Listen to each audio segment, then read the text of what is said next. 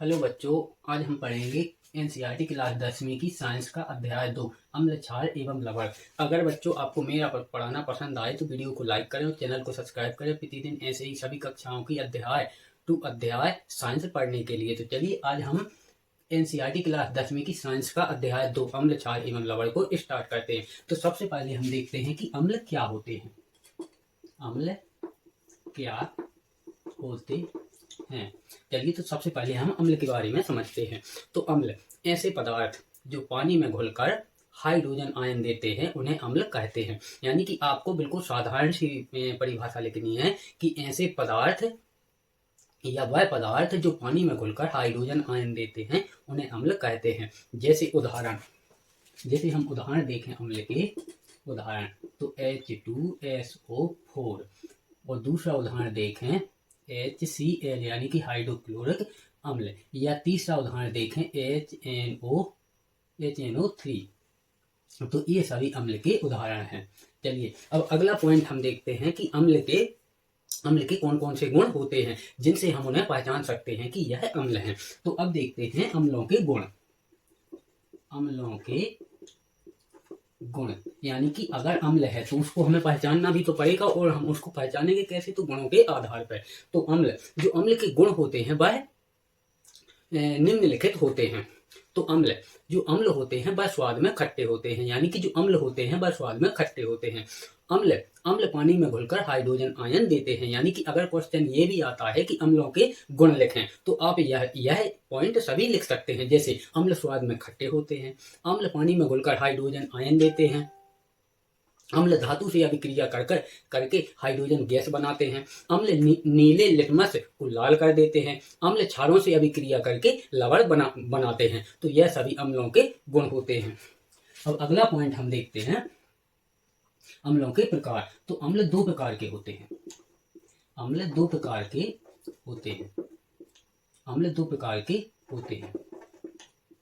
हैं। तो जो पहले प्रकार का अम्ल होते हैं वह होते हैं प्रबल अम्ल। यानी कि अम्ल दो प्रकार के होते हैं। तो पहला है प्रबल अम्ल और दूसरा है दुर्बल अम्ल। तो पहले हम देखते हैं प्रबल अम्ल।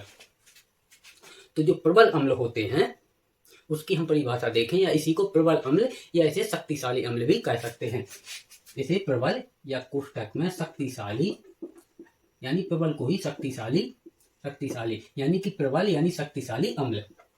तो ऐसे अम्ल या वह अम्ल जो पानी में पूरी तरह टूटकर या कहें तो घुलकर हाइड्रोजन आयन देते हैं प्रबल अम्ल कहलाते हैं। यह अम्ल खाने के काम नहीं आते हैं। तो इस पॉइंट को भी आप विशेष याद रखें। जो प्रबल अम्ल होते हैं या खाने के काम नहीं आते। तो इसकी आपको जो परिभाषा लिखनी है वह बिल्कुल साधारण से लिखनी है कि ऐसे अम्ल या वह अम्ल जो पानी में पूरी तरह टूटकर या घुलकर हाइड्रोजन आयन देते हैं प्रबल अम्ल कहलाते हैं, और यह प्रबल अम्ल खाने योग्य नहीं होते हैं। जैसे हम उदाहरण भी देखें, प्रबल अम्ल के उदाहरण होंगे H2SO4 यानी कि हाइड्रोक्लोरिक अम्ल, H2SO4 यानी कि सल्फ्यूरिक अम्ल, और HCl यानी कि हाइड्रोक्लोरिक अम्ल। यह हाइड्रोक्लोरिक अम्ल हमारे पेट में पाया जाता है, और H2SO4 यह अम्ल बैटरियों में उपयोग किया जाता है। चलिए अब देखते हैं हम दूसरा अपना दुर्बल अम्ल।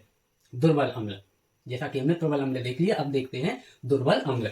तो दुर्बल अम्ल सबसे पहले हम इसकी परिभाषा को समझते हैं। तो ऐसे या वह अम्ल जो पानी में पूरी तरह न टूटकर या पूरी तरह न घुलकर कम मात्रा में हाइड्रोजन आयन देते हैं दुर्बल अम्ल कहलाते हैं। अब हम दुर्बल अम्ल के कुछ उदाहरण देखते हैं। उदाहरण जैसे कि एसिटिक अम्ल,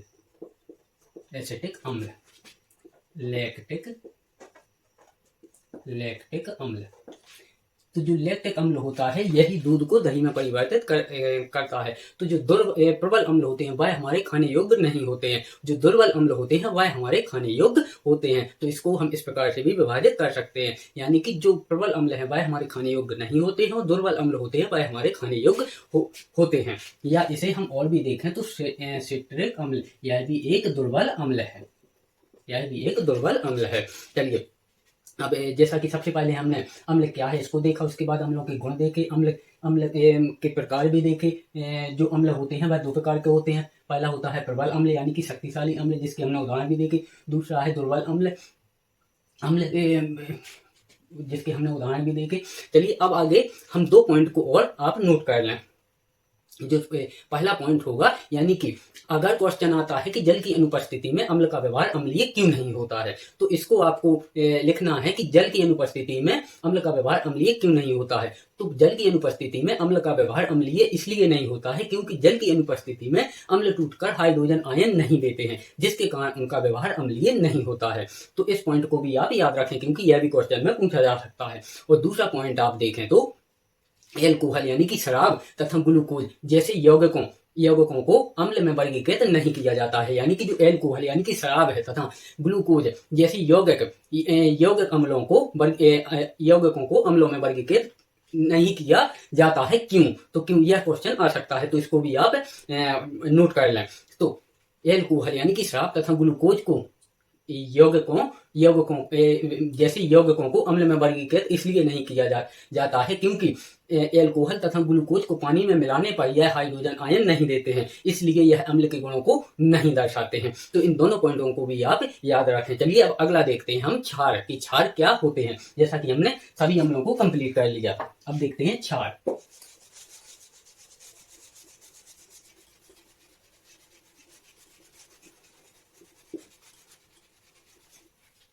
अब देखते हैं हम क्षार क्या होते हैं। क्षार क्या होते हैं, तो सबसे पहले हम इसकी परिभाषा को देखते हैं। तो क्षार ऐसे पदार्थ या वह पदार्थ जो पानी में घुलकर हाइड्रोक्साइड आयन यानी कि OH आयन देते हैं, उन्हें क्षार कहते हैं। जैसे पोटेशियम हाइड्रोक्साइड, सोडियम हाइड्रोक्साइड। तो अगर इसकी परिभाषा आपको लिखना है, यानी कि कहीं पर आता है कि क्षार क्या होते हैं या क्षार की परिभाषा लिखें, तो आपको लिखना है ऐसे पदार्थ या वह पदार्थ जो पानी में घुलकर हाइड्रोक्साइड आयन यानी कि OH आयन देते हैं, उन्हें क्षार कहते हैं। जैसे पोटेशियम हाइड्रोक्साइड, सोडियम हाइड्रोक्साइड इत्यादि। तो अगर हम क्षार के उदाहरण देखें तो पोटेशियम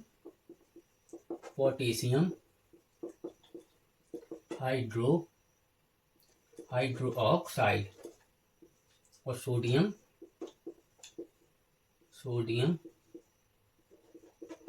हाइड्रोक्साइड NaOH KOH, ये सभी क्षार के उदाहरण हैं। यानी कि जो क्षार हैं वह पानी में घुलकर हाइड्रोजन ऑक्साइड आयन यानी कि OH आयन देते हैं। चलिए अब देखते हैं हम कि क्षार के हम कुछ गुण देखते हैं, यानी कि क्षार की हम पहचान कैसे कर सकते हैं। जैसा कि हमने अम्ल के भी गुण देखे थे, इसी प्रकार से हम क्षार के भी गुण देखते हैं। अब क्षारों के गुण।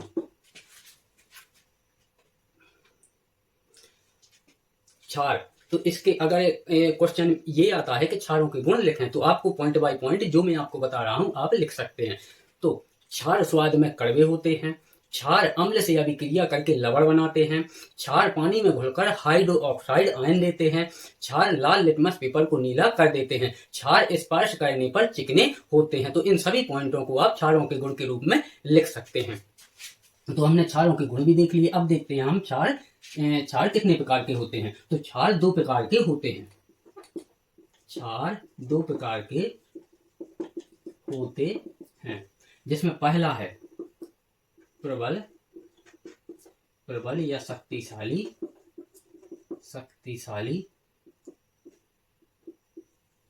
क्षार, और दूसरा है दुर्बल क्षार। तो सबसे पहले हम देखते हैं प्रबल यानी कि शक्तिशाली क्षार। तो वह क्षार या ऐसे क्षार जो पानी में पूर्ण रूप से टूटकर हाइड्रोक्साइड आयन देते हैं, शक्तिशाली क्षार कहलाते हैं। तो बिल्कुल साधारण सी परिभाषा आपको लिखनी है कि वह क्षार या ऐसे क्षार जो पानी में पूर्ण रूप से टूटकर या घुलकर हाइड्रोक्साइड आयन देते हैं, शक्तिशाली क्षार कहलाते हैं। जैसे सोडियम हाइड्रोक्साइड, जैसे सोडियम हाइड्रोक्साइड हाइड्रो ऑक्साइड, या सूत्र के रूप में लिखें तो NaOH, ये है प्रबल क्षार। और एक है पोटेशियम हाइड्रो ऑक्साइड KOH, ये सभी प्रबल क्षार के उदाहरण हैं। चलिए अब हम देखते हैं दुर्बल क्षार। तो दुर्बल क्षार, अब सबसे पहले हम दुर्बल क्षार की परिभाषा को देखते हैं। तो दुर्बल क्षार ऐसे क्षार जो पानी में पूरी तरह ना टूटकर या ना घुलकर कम मात्रा में हाइड्रो ऑक्साइड आयन देते हैं, दुर्बल क्षार कहलाते हैं। ये खाद्य पदार्थों में उपयोग होते हैं, यानी कि जो दुर्बल क्षार होते हैं या खाद्य पदार्थों यानी कि खाने वाले पदार्थों में उपयोग होते हैं। जैसे हम दुर्बल क्षार के उदाहरण में देखें तो हम देखें सोडियम बाइकार्बोनेट, सोडियम बाइकार्बोनेट, और magnesium hydro oxide, magnesium hydro oxide यानी कि MgOH। OH यह दुर्बल क्षार के उदाहरण हैं। इन सभी को हम खाने में भी प्रयोग कर सकते हैं। चलिए, तो सबसे पहले हमने अम्लों के सभी पॉइंट को देखा और क्षारों के पॉइंट को भी देखा। अब हम देखते हैं लवण, यानी कि लवण क्या होते हैं।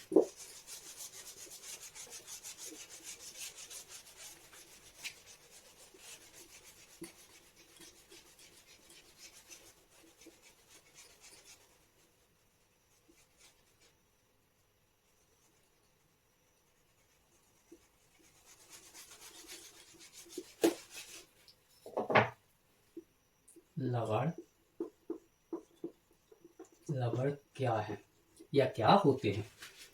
तो लवण या इसी को लवण को हम उदासीनीकरण अभिक्रिया भी कहते हैं। तो इन दोनों को भी आप इसी को उदासीनी, पहले आप लवण की ही परिभाषा समझिए क्योंकि आप इसमें भ्रमित होंगे।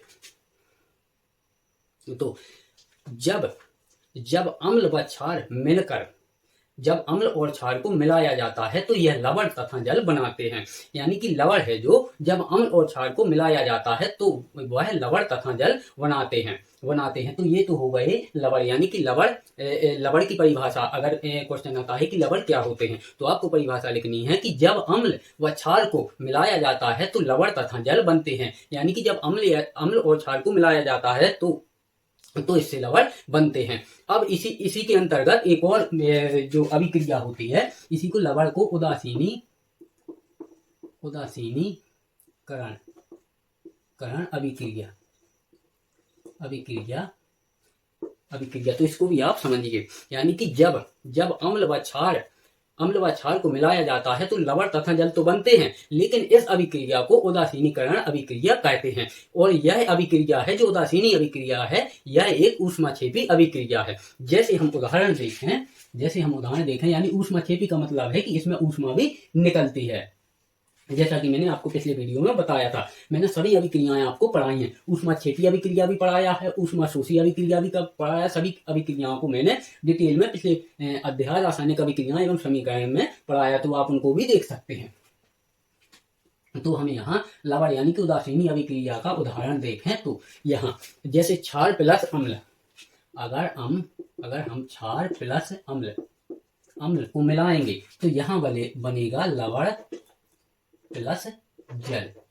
तो इसी को कहते हैं हम उदासीनीकरण अभिक्रिया। अब इसको हम, ये तो हमने लिख दिया कि यह क्षार और अम्ल को मिला देंगे तो लवण तथा जल बनेंगे। अब हम इसकी अभिक्रिया क्षार और अम्ल की अभिक्रिया करा के देखते हैं। जैसे क्षार के रूप में हम सोडियम हाइड्रो ऑक्साइड प्लस अम्ल के रूप में हम मिलाते हैं हाइड्रोक्लोराइड,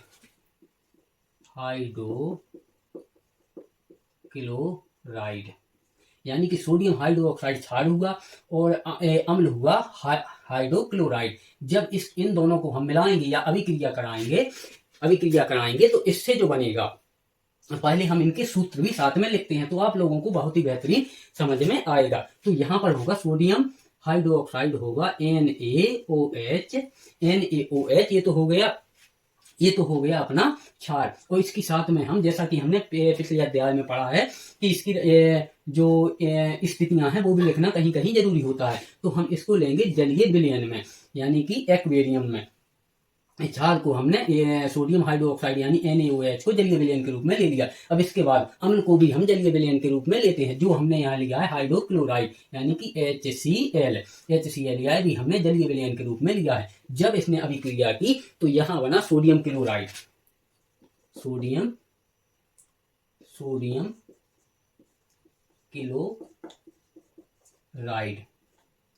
क्लोराइड प्लस जल। तो यहाँ जो सोडियम क्लोराइड बना वह बना जलीय विलयन के रूप में, यानी कि NaCl और यह बना जलीय विलयन के रूप में, प्लस जल भी बना H2O भी बना लिक्विड के रूप में। तो अब इसको बड़े ध्यान से और बड़ी शांति से समझिए, यानी कि पहले हमने लवण को तो समझ ही लिया, अब हम समझते हैं उदासीनीकरण अभिक्रिया को। तो इसको हम उदाहरण से बहुत ही अच्छी तरह समझते हैं। तो जब क्षार और अम्ल को मिलाया जाता है तो यहाँ इससे लवण तथा जल बनते हैं। तो इसी अभिक्रिया को हम उदासीनीकरण अभिक्रिया कहते हैं। तो क्षार, यहाँ हमने क्षार के रूप में मिलाया सोडियम हाइड्रोक्साइड यानी कि NaOH, और वो भी जलीय विलयन के रूप में, और अम्ल के रूप में मिलाया हाइड्रोक्लोराइड यानी कि HCl, यह भी जलीय विलयन एक्वेरियम यानी कि जलीय विलयन के रूप में। जब इनको मिलाया गया तो यहाँ पर जैसा कि ये क्षार हुआ, ये अम्ल हुआ, जब इसको मिलाया गया तो हमें यहाँ पर लवण के रूप में मिला सोडियम क्लोराइड, और साथ में जल तो जैसा कि यहाँ पर भी है और यहाँ पर भी है। तो जब क्षार और अम्ल को मिलाया तो यहाँ पर हमें NaCl यानी कि जलीय विलयन भी मिला, सोडियम क्लोराइड भी मिला जलीय विलयन के रूप में, और साथ में हमें जल भी मिला लिक्विड के रूप में। तो इसी अभिक्रिया को उदासीनी अभिक्रिया कहते हैं और इसी से लवण बनते हैं। चलिए अब आगे हम देखते हैं सूचक क्या होते हैं।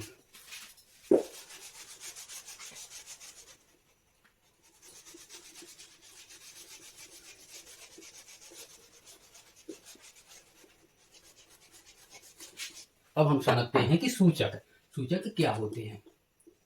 सूचक, जैसा कि नाम से ही प्रतीत हो रहा है, तो सूचक वह पदार्थ या ऐसे पदार्थ जो किसी विलयन में अम्ल क्षार की उपस्थिति का पता लगाने के लिए उपयोग किया जाता है, सूचक कहलाते हैं।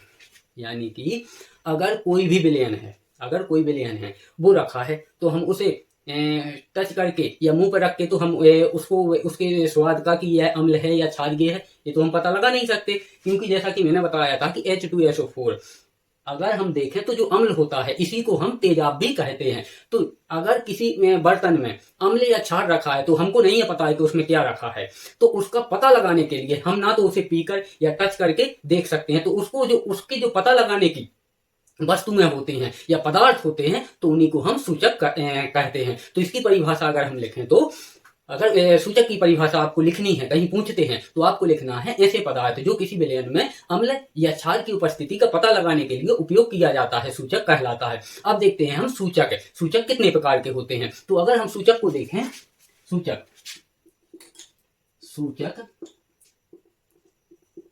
सूचक कितने प्रकार के होते हैं।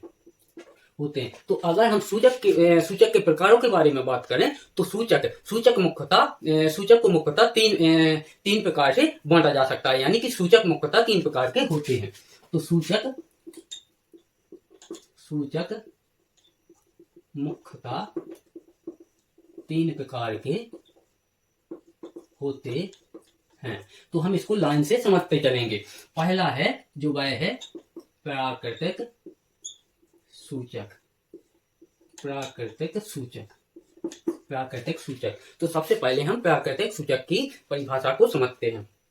तो ऐसे सूचक जो हमें पौधों से प्राप्त होते हैं उन्हें प्राकृतिक सूचक कहते हैं। जैसे हम उदाहरण के रूप में देखें तो लिटमस,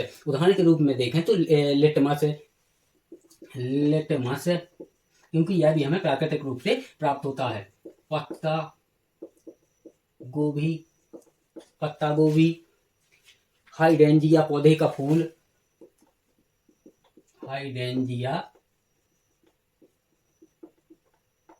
पौधे का फूल और हल्दी, ये सभी प्राकृतिक सूचक हैं। अब दूसरा देखते हैं, तो दूसरा है जो हमारा वह है कृत्रिम सूचक।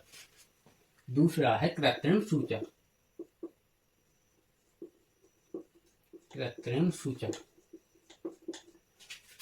तो ऐसे सूचक जो रासायनिक पदार्थों द्वारा बनाए जाते हैं। यानी कि अगर हम इसकी साधारणता परिभाषा देखें तो कृत्रिम सूचक रासायनिक पदार्थ होते हैं। यानी कि जो कृत्रिम सूचक होते हैं वह मानव द्वारा रासायनिक रूप से तैयार किए जाते हैं। यानी कि जो कृत्रिम सूचक होते हैं वह रासायनिक पदार्थ होते हैं। जैसा कि हम उदाहरण के रूप में देखें तो फिनोल्फथैलिन, जैसे फिनोल्फथैलिन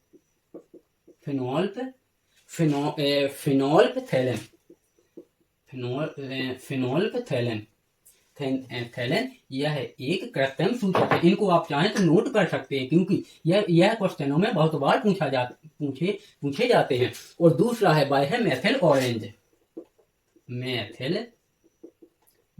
ऑरेंज। यह दोनों कृत्रिम सूचक हैं, यानी कि मानव द्वारा निर्मित सूचक हैं। अब देखते हैं तीसरा है गंधीय सूचक। जैसा कि आपको इसके नाम से ही पता चल गया होगा, जो तीसरा सूचक है वह है गंधीय सूचक। यानी कि इन पदार्थों की गंध से अम्लीय या क्षारीय माध्यम में बदल जाती है। यानी कि गंधीय सूचक में जो अम्ल और क्षार होते हैं इनका माध्यम, यानी कि इनके जो गंध है वह अम्ल एवं क्षारीय माध्यम में बदल जाती है। जैसे कि हम गंधीय सूचक में देखें तो प्याज, लौंग का तेल, प्याज लौंग का तेल।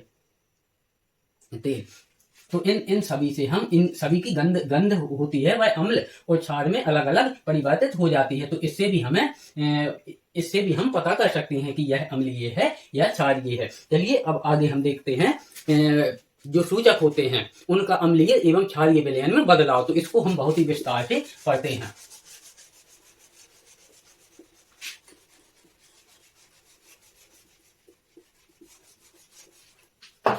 यानी कि सूचक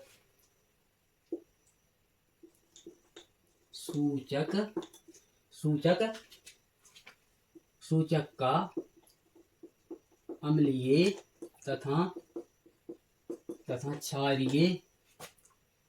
तथा क्षारीय विलयन में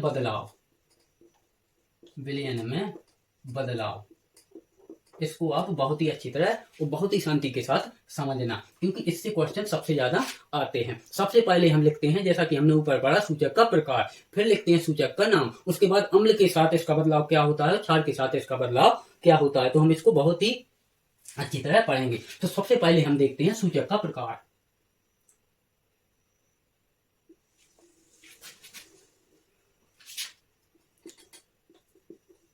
सूचक का प्रकार, इसके बाद हम देखेंगे सूचक का नाम, इसके बाद हम देखेंगे अम्ल के साथ बदलाव,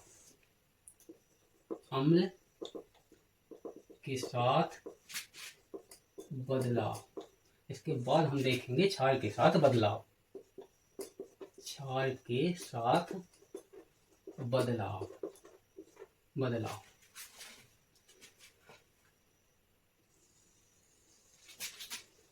सबसे पहले हम देखते हैं सूचक। तो सबसे पहले हम देखते हैं प्राकृतिक। जैसा कि हमने ऊपर पढ़े थे कि सूचक मुख्यतः 3 प्रकार के होते हैं। प्राकृतिक सूचक, तो प्राकृतिक सूचक में सबसे पहले हम देखते हैं लिटमस। तो लिटमस अम्ल के साथ, यानी कि जब लिटमस पेपर या पत्र को अम्ल में डुबोया जाता है तो यह लाल हो जाता है। तो इसको आप चाहें तो इसको नोट कर सकते हैं। और जब लिटमस पेपर को क्षार के साथ मिलाया जाता है या डुबोया जाता है तो यह नीला हो जाता है, नीला। अब इसके बाद देखते हैं दूसरा प्राकृतिक है लाल पत्ता गोभी। लाल पत्ता गोभी। तो जब लाल पत्ता गोभी पर अम्ल डाला जाता है तो यह लाल हो जाती है। और जब लाल पत्ता गोभी के ऊपर क्षार डाला जाता है तो यह और साथ में हरा यानी कि लाल हरा हो जाता है। चलिए तीसरे प्राकृतिक सूचक हल्दी। हल्दी हल्दी तो तीसरा प्राकृतिक सूचक है हल्दी। तो हल्दी के ऊपर अगर हम अम्ल डालें, हल्दी के ऊपर अगर हम अम्ल डालें तो इसमें कोई बदलाव नहीं होता है। आप चाहें तो इसको नोट कर सकते हैं, यानी कि हल्दी के ऊपर अगर हम अम्ल डालें तो इसमें कोई बदलाव नहीं होता है, नहीं होता है। लेकिन अगर हम हल्दी के ऊपर क्षार को डालें तो यह लाल हो जाता है। जैसा कि आपने ये तो कई बार प्रैक्टिकल भी किया होगा। अगर हमारे कपड़ों में, जैसा कि हम देखें तो शादी विवाह में हमारे कपड़ों में हल्दी लग जाती है और जब हम उसे धोने जाते हैं तो जो साबुन होता है वह क्षारीय प्रकृति का होता है। तो जब हम उस पर साबुन लगाते हैं तो आप देखेंगे कि हल्दी पीले से पूरी तरह लाल हो जाती है। तो यही है जो कि वह क्षार के संपर्क में आने की वजह से हल्दी लाल हो जाती है। चलिए अब तीसरा प्राकृतिक सूचक देखते हैं, वह है हाइड्रेंजिया के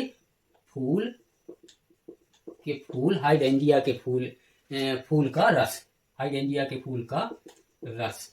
तो इसका अगर हम इसके ऊपर अम्ल डालें तो यह नीला होगा, यानी कि हाइड्रेंजिया के फूल के रस में हम अम्ल डालें तो यह नीला हो जाएगा। और अगर इस पर हम क्षार डालें तो यह गुलाबी हो जाएगा, तब यह गुलाबी हो जाएगा। आप चाहें तो इसको नोट कर सकते हैं। अब अगला देखते हैं कृत्रिम सूचक, यानी कि कृत्रिम सूचक में क्या होगा। ये हो गया पहला प्राकृतिक सूचक। अब देखते हैं दूसरा कृत्रिम सूचक। तो कृत्रिम सूचक में पहला है फिनोल्फथैलेन और दूसरा है मेथिल ऑरेंज। तो पहला देखते हैं हम फिनोल्फथैलेन।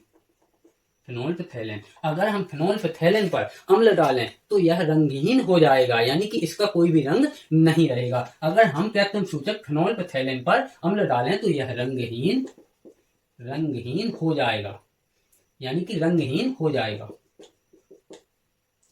और अगर हम इस पर क्षार डालें तो यह गुलाबी रंग का हो जाएगा, यानी कि अगर हम फिनोल्फथैलेन पर अम्ल डालें तो यह रंगहीन हो जाएगा और अगर क्षार डालें तो यह गुलाबी हो जाएगा।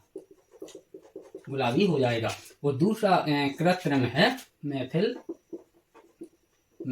ऑरेंज। अगर हम मेथिल ऑरेंज पर अम्ल डालें तो यह लाल हो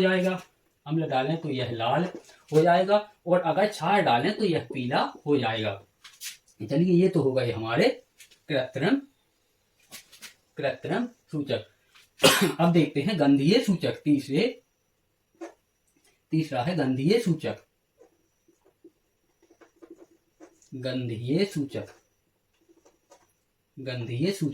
तो गंधीय सूचक में पहला है प्याज का रस।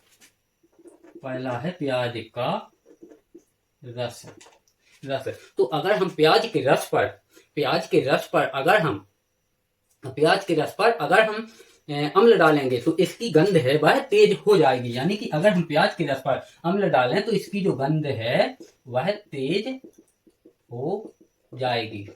और अगर हम प्याज के रस पर क्षार डालें तो इसकी कोई गंध नहीं होगी, यानी कि प्याज के रस में क्षार मिलाने पर या डालने पर इसकी कोई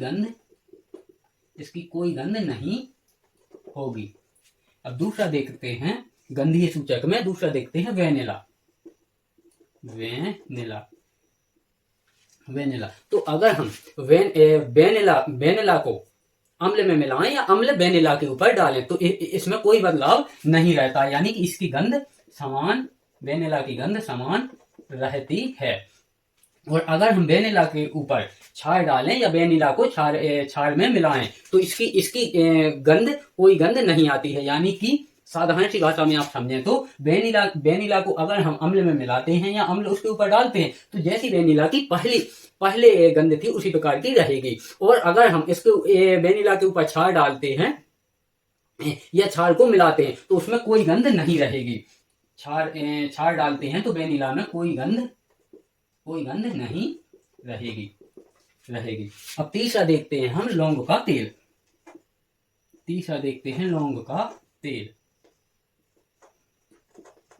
लौंग का तेल तो अगर हम लौंग के तेल को अगर अम्ल में मिलाते हैं या अम्ल को लौंग के तेल में मिलाते हैं, एक ही बात है, तो लौंग के तेल की जो गंध है वह समान रहती है। और अगर हम लौंग के तेल में क्षार मिलाते हैं तो इसकी कोई गंध नहीं रहेगी, यानी कि जो लौंग के तेल की ओरिजिनल गंध है वह भी खत्म हो जाएगी, यानी कि कोई गंध नहीं रहेगी।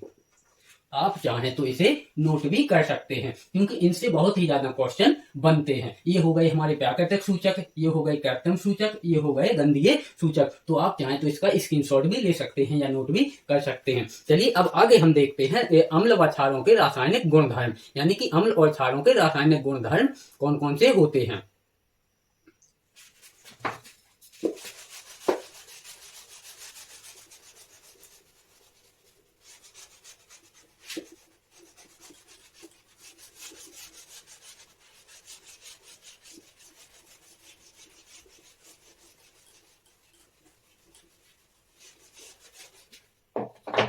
अम्ल व क्षारों के रासायनिक गुणधर्म।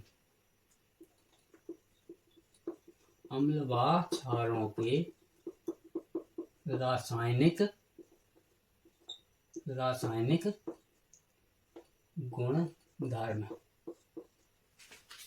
गुणधर्म। तो अम्ल व क्षारों के रासायनिक गुणधर्म का पता करने के लिए अम्ल व क्षारों की अभिक्रिया धातु के साथ आपस में तथा धातु कार्बोनेट के साथ निम्न प्रकार से कर सकते हैं। यानी कि अम्ल व क्षारों के रासायनिक गुणधर्म पता करने के लिए अम्ल व क्षारों की अभिक्रिया धातु के साथ आपस में या तथा धातु कार्बोनेट के साथ कर सकते हैं, तभी हमें अम्ल व क्षारों के रासायनिक गुणधर्म पता चल सकते हैं। तो सबसे पहले हम अम्ल व क्षार की धातु के साथ अभिक्रिया कराते हैं, यानी कि जब हम अम्ल व क्षारों की धातु के साथ एवं धातु कार्बोनेट के साथ अभिक्रिया कराएंगे, तभी हमें उनके रासायनिक गुणधर्मों का पता लगेगा। तो सबसे पहले हम अम्ल व क्षार की धातु के साथ अभिक्रिया कराते हैं। पहला है अम्ल व क्षार की धातु के साथ अभिक्रिया करवाने पर तो अम्ल व क्षार को धातु के साथ अभिक्रिया करवाने पर लवण तथा हाइड्रोजन गैस बनाते हैं। यानी कि जब हम अम्ल व क्षार की धातु के साथ अभिक्रिया करवाते हैं तो यह लवण तथा हाइड्रोजन गैस बनाते हैं। अब हम इसको उदाहरण से बहुत ही अच्छी तरह बेहतरीन रूप में समझते हैं। तो उदाहरण अगर हम देखें तो अम्ल प्लस धातु, क्योंकि उदाहरण से आपको बहुत ही बेहतरीन रूप में समझ में आ जाएगा। तो जब अम्ल की अभिक्रिया धातु से करवाते हैं तो यहाँ लवण प्लस हाइड्रोजन गैस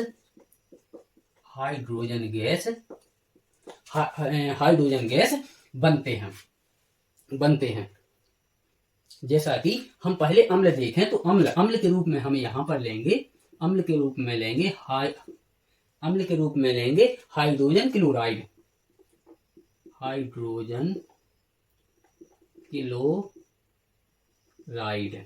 प्लस धातु के रूप में हम लेंगे सोडियम।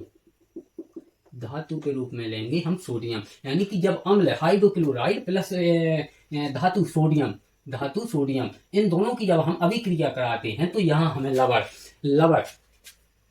हमें यहाँ पर मिलता है NaCl, यानी कि अम्ल के रूप में हमने हाइड्रोजन क्लोराइड लिया और धातु के रूप में हमने लिया सोडियम। तो हमें यहाँ पर मिला NaCl, यानी कि जो कि लवण के रूप में, प्लस हमें यहाँ पर मिली हाइड्रोजन गैस, और एक यहाँ पर इसके ऊपर का साइन का मतलब है हाइड्रोजन गैस निकल रही है। तो जब हम अम्ल और प्लस धातु की अभिक्रिया करवाते हैं तो हमें यहाँ पर लवण प्लस हाइड्रोजन गैस मिलती है। तो यहाँ पर हमने अम्ल के रूप में लिया हाइड्रोजन क्लोराइड और धातु के रूप में लिया सोडियम। तो जब इन दोनों की अभिक्रिया करवाई तो हमें लवण के रूप में NaCl मिला और साथ में हाइड्रोजन गैस भी मिली या निकली। चलिए अब हम धातु की अभिक्रिया क्षार के साथ करवाते हैं। चलिए तो अब हम क्षार के साथ करवाते हैं। क्षार प्लस धातु, आप चाहें तो इसे नोट भी कर सकते हैं, क्षार प्लस धातु। जब अभिक्रिया की तो यहां पर हमें मिला लवण प्लस हाइड्रोजन गैस, लवण प्लस हाइड्रोजन गैस। तो हम यहाँ क्षार के रूप में लेते हैं सोडियम हाइड्रोक्साइड। क्षार के रूप में हम लेंगे सोडियम हाइड्रोक्साइड, सोडियम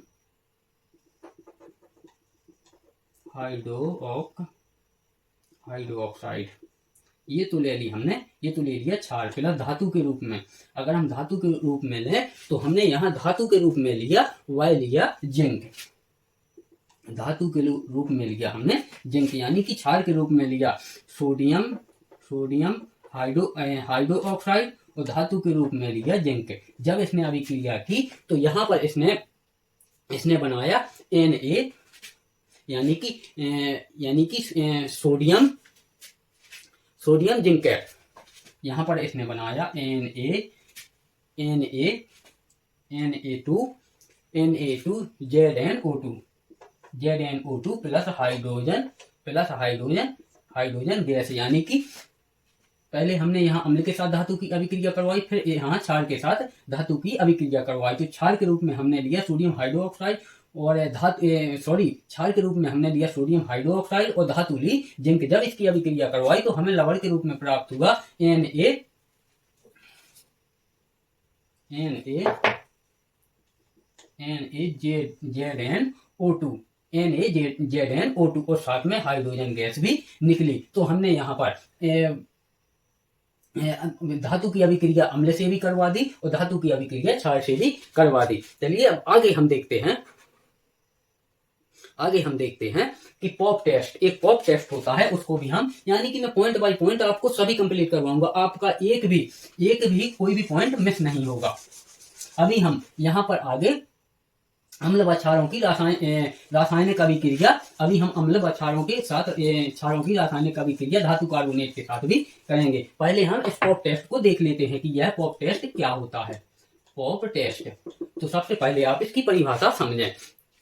तो जब किसी भी अभिक्रिया में हाइड्रोजन गैस निकलती है, जैसा कि यहाँ पर अम्ल की धातु के साथ अभिक्रिया करने पर और क्षार की धातु के साथ अभिक्रिया करने पर हाइड्रोजन गैस निकली थी। तो जब किसी भी अभिक्रिया में हाइड्रोजन गैस निकलती है तब उसका पता लगाने के लिए परख नली के पास जलती हुई मोमबत्ती लाई जाती है। तो हाइड्रोजन गैस पॉप ध्वनि के साथ जलती है, इसलिए इस प्रकार के टेस्ट को पॉप टेस्ट कहते हैं। तो इसी को पॉप टेस्ट कहते हैं। तो यह परिभाषा भी आप याद रखें, क्योंकि पॉप टेस्ट भी बहुत बार क्वेश्चन पूछा जाता है। अगला, अब है अम्ल व क्षार की धातु ऑक्साइड के साथ अभिक्रिया। अभी तो हमने धातु के साथ अभिक्रिया करवाई थी, अब धातु ऑक्साइड के साथ अभिक्रिया करवाते हैं।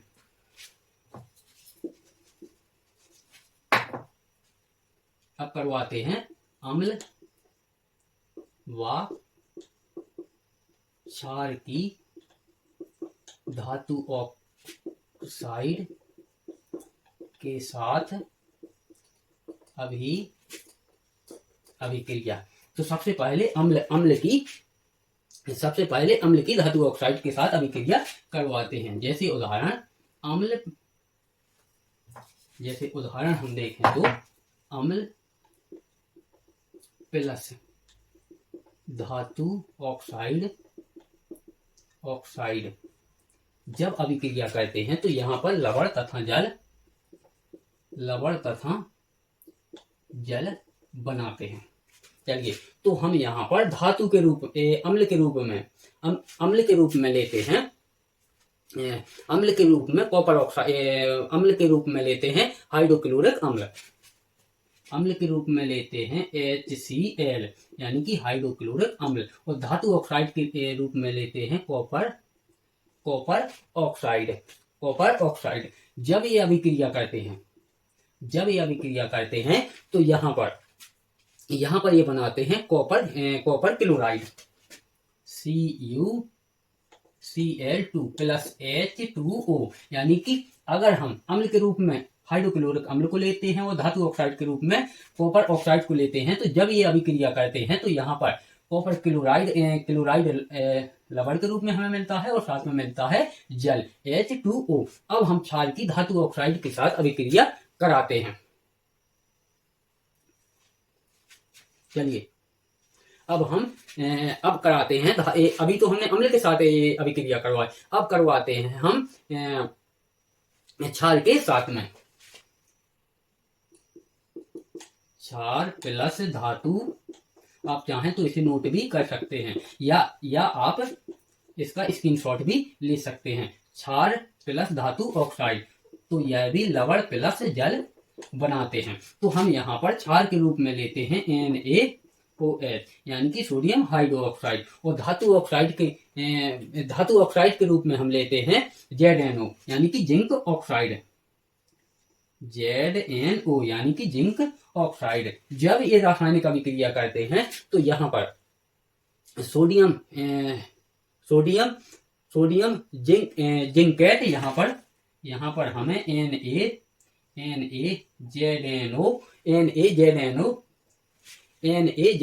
प्लस H2O जल मिलता है। तो हमने यहाँ पर अम्ल के साथ भी धातु ऑक्साइड की अभिक्रिया करवा दी और क्षार के साथ भी धातु ऑक्साइड की अभिक्रिया करवा दी। अब हम करवाते हैं अम्ल व क्षार की धातु कार्बोनेट के साथ अभिक्रिया।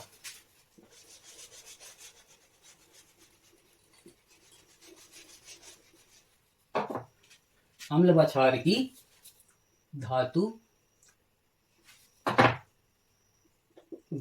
कार्बोनेट के साथ अभिक्रिया। तो उदाहरण क्योंकि उदाहरण में सबसे बेहतर समझ में आता है। जब अम्ल धातु कार्बोनेट के साथ अभिक्रिया करते हैं तो वह लवण जल तथा कार्बन डाइऑक्साइड गैस बनाते हैं। तो अगर हम इसकी अब यहाँ पर आप परिभाषा भी समझिए, फिर उसके बाद हम उदाहरण समझते हैं। जब अम्ल धातु कार्बोनेट के साथ अभिक्रिया करते हैं तो वह लवण और जल तो बनाते ही हैं, साथ में कार्बन डाइऑक्साइड गैस भी बनाते हैं। जैसा कि हम यहाँ पर उदाहरण के रूप में समझते हैं। अम्ल प्लस धातु कार्बोनेट जब अभिक्रिया करते हैं तो यहाँ पर लवण plus carbon dioxide plus carbon dioxide plus जल बनाते हैं। जैसे कि हम यहाँ पर अम्ल के रूप में लेते हैं HCl प्लस धातु कार्बोनेट के रूप में हम लेते हैं Na2CO3 यानी कि सोडियम कार्बोनेट, Na2CO3 सॉलिड यानी कि ठोस अवस्था में। जब इसकी हम अभिक्रिया करवाते हैं तो हमें यहाँ पर NaCl यानी कि सोडियम क्लोराइड जलीय विलयन के रूप में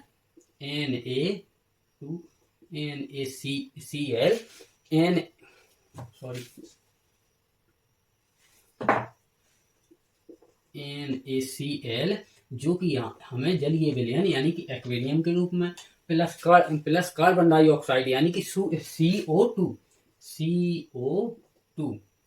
गैस के रूप में, प्लस जल H2O लिक्विड के रूप में मिलता है। तो इस प्रकार से हमारी अम्ल के साथ धातु कार्बोनेट की अभिक्रिया होने पर लवण कार्बन डाइऑक्साइड और जल मिलते हैं।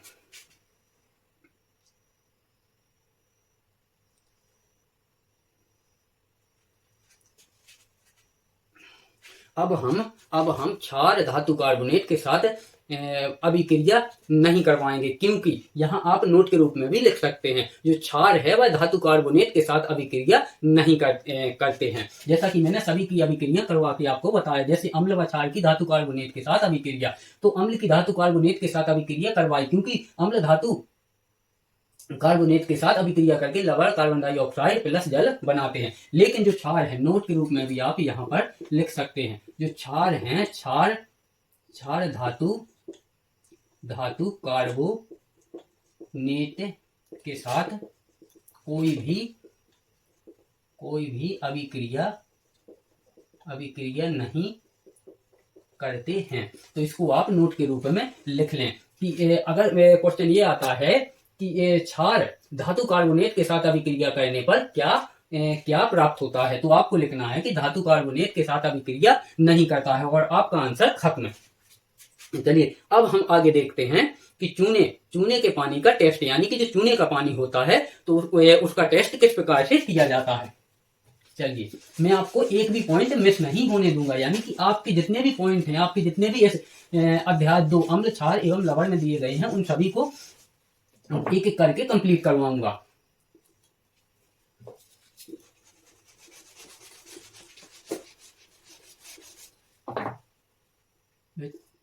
चूने के पानी का टेस्ट किस प्रकार से किया जाता है। तो जब किसी अभिक्रिया में कार्बन डाइऑक्साइड बनने की उपस्थिति दर्शाने के लिए अभिक्रिया में उत्पन्न गैस को चूने के पानी से गुजारा जाता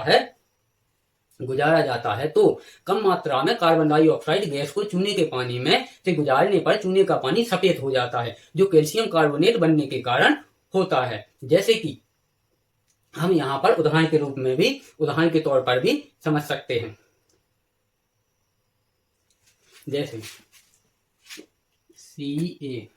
CaOH2 जो कि है जलीय विलयन में प्लस CO2 प्लस CO2 जो कि है गैस के रूप में जब यह अभिक्रिया करते हैं तो CaCO3 जो कि है सॉलिड अवस्था में प्लस जल H2O जो कि है लिक्विड अवस्था में। ये तो होगा हमारा उदाहरण लिक्विड अवस्था में होता है। तो लगातार कार्बन डाइऑक्साइड गुजारने से चूने का पानी वापस पहले जैसा हो जाता है, क्योंकि शुरुआत में बना कैल्शियम कार्बोनेट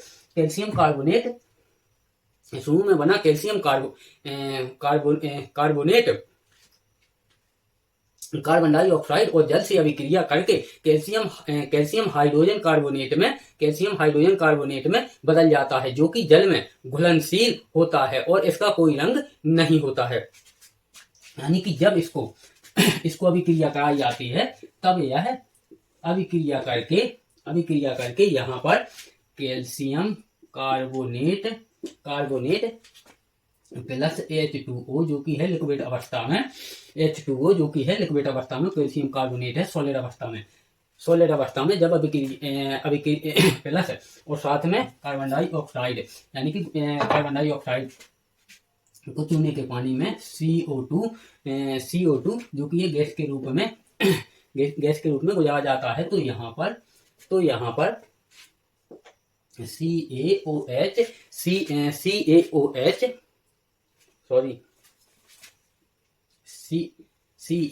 यानी कि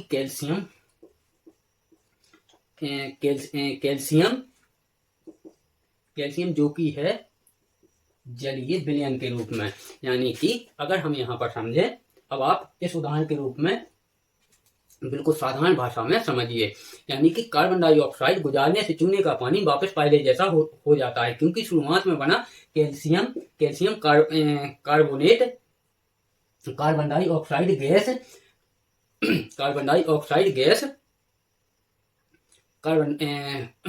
डाइऑक्साइड गैस और जल से अभिक्रिया करके कैल्शियम हाइड्रोजन कार्बोनेट जो कि है जलीय विलयन में बदल जाता है, जो कि जल में घुलनशील होता है और इसका कोई रंग नहीं होता है। चलिए अब देखते हैं तनुकरण, यानी कि तनुकरण क्या होता है।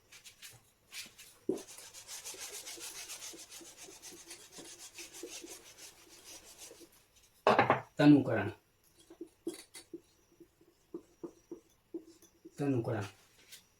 सबसे पहले आप तनुकरण की परिभाषा समझिए। तो जल में अम्ल या क्षार मिलाकर सांद्रता कम करने की प्रक्रिया को तनुकरण कहते हैं। यानी कि अगर अम्ल है या क्षार है तो उसमें जल यानी कि पानी मिला देने पर वह बिल्कुल पतला यानी कि पंचुक्षुर हो जाता है, यानी पतला हो जाता है, यानी कि उसकी सांद्रता को कम कर देता है। सांद्रता कम होने का मतलब है कि पतला और सांद्रता अधिक होने का मतलब है कि गाढ़ा। तो अम्ल या क्षार में पानी मिला देने पर या जल मिला देने पर उसकी सांद्रता कम करने की प्रक्रिया को तनुकरण कहते हैं। आप इसकी यह परिभाषा लिख सकते हैं। अगर आप चाहें तो बिल्कुल साधारण भाषा में भी लिख सकते हैं, यानी कि अम्ल या क्षार में जल या पानी मिला देने पर उसकी सांद्रता कम हो जाती है, या सांद्रता कम करने की प्रक्रिया को तनुकरण कहते हैं। तनुकरण के दौरान अम्ल में पानी डालना चाहिए या पानी में अम्ल। तो अब इसको समझते हैं। तो तनुकरण एक ऊष्माक्षेपी अभिक्रिया है, यानी कि जब हम तनुकरण कहते हैं तो उसमें ऊष्मा निकलती है, तो ऊष्माक्षेपी अभिक्रिया है। जब हम अम्ल और पानी को मिलाते हैं तब अधिक मात्रा में ऊर्जा निकलती है, इसलिए तनुकरण करने के लिए जल में थोड़ी थोड़ी मात्रा में अम्ल मिलाना चाहिए। यदि हम अम्ल में जल डालेंगे तो अत्यधिक मात्रा में ऊष्मा पैदा होगी, जिसके कारण बीकर टूट सकता है और दुर्घटना भी हो सकती है। यानी कि पहले आप समझिए तनुकरण। तो तनुकरण जल में अम्ल या क्षार मिलाकर सांद्रता कम करने की प्रक्रिया को तनुकरण कहते हैं। अब तनुकरण के दौरान अम्ल को पानी में डालना चाहिए या पानी को अम्ल में डालना चाहिए। तो इसका जो सही जो नियम है वह है कि जो जल है उसमें अम्ल को डालना चाहिए और पूरे अम्ल को एक साथ नहीं डालना चाहिए, अम्ल को थोड़ा थोड़ा करके डालना चाहिए। जैसा कि हमने ऊपर पढ़ा कि तनुकरण एक ऊष्माक्षेपी अभिक्रिया है और इसमें ऊष्मा निकलती है, तो हम थोड़ा थोड़ा अम्ल अगर जल में डालेंगे तो यह उतनी ऊष्मा नहीं निकालेगा। अगर एक साथ बहुत सारा अम्ल डाल देंगे तो यह बहुत अधिक ऊष्मा निकालेगा, जिससे हमारा बीकर टूट सकता है।